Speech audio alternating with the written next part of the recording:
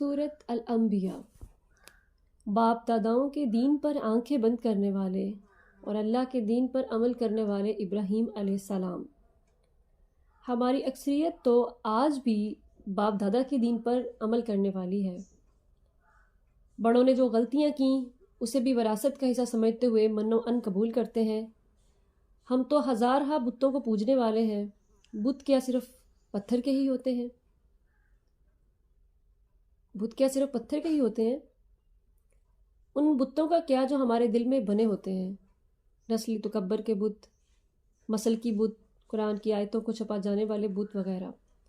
ہمارے دلوں میں اتنے بت ہیں کہ ایک ابراہیم علیہ السلام بھی ان کو توڑنے کے لیے کافی نہ ہوگا۔ ہم میں اکثریت ریڈی میڈ اسلام کو قبول کرتی ہے، جو پیدا ہونے کے بعد ان کے گھر میں پکا پکایا موجود ہوتا ہے۔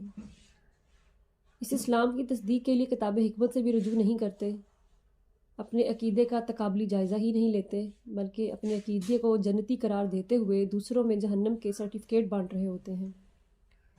یاد رہے کہ ابراہیم علیہ السلام نے اس لیے بت نہیں توڑے تھے کہ وہ کسی دوسرے مذہب کی توہین کرنا چاہتے تھے، اور نہ ہی اللہ اس کی تلقین کرتا ہے۔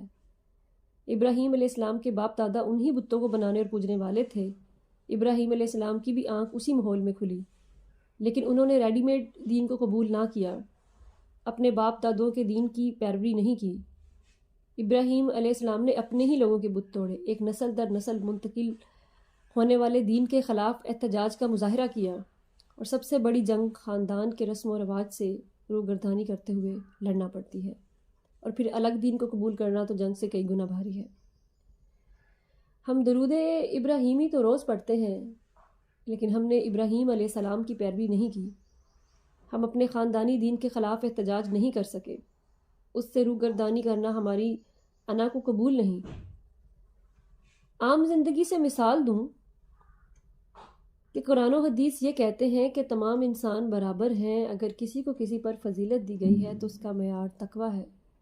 چونکہ میں خود سید ہوں تو میں ایک مثال جو ہے وہ سیدوں پر دوں گی کہ جبکہ ہم سید خاندانوں میں صدیوں سے نسلی تفاخر کی بیماری ختم نہ ہو سکی، اور اگر ہم اپنے باپ دادا کے اس نسلی فخر کے خلاف احتجاج کرنے کی بات کی جائے تو ہزاروں کی تعداد میں بت ہاتھ میں پکڑے سید اور وہ غیر سید آ جاتے ہیں کہ جنہوں نے سیدوں کی کوئی جو ہے ایک سپریورٹی جو ہے اس کو تسلیم کیا ہوتا ہے۔ اور دوسری بات ہے کہ اسلام میں کوئی اس قسم کی جو ہے وہ کوئی سپریورٹی جو ہے یا کوئی برتری ہے، اس کی کوئی حقیقت نہیں ہے، کیونکہ فضیلت کی بنیاد کبھی بھی کسی نسبت کے سبب نہیں ہو سکتی۔